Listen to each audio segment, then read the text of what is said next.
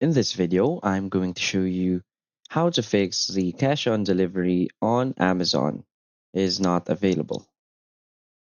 So please watch the video until the end and follow this tutorial step by step to avoid making mistakes. So let's get started.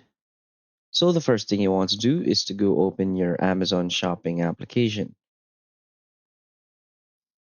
And from here, you just want to buy or check out all of the items in your cart or just specific items in your cart. So for example, we want to check out this item.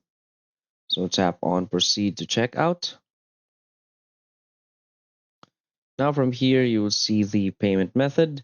In my case, I can show you the payment method right now because I'm recording. So you just want to tap on add new.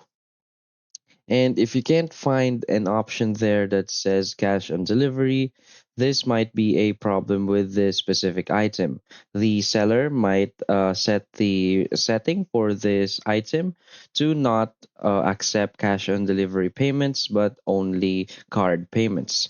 So if you want to pay cash on delivery, you might want to search for specific items that is eligible with cash on delivery payment method.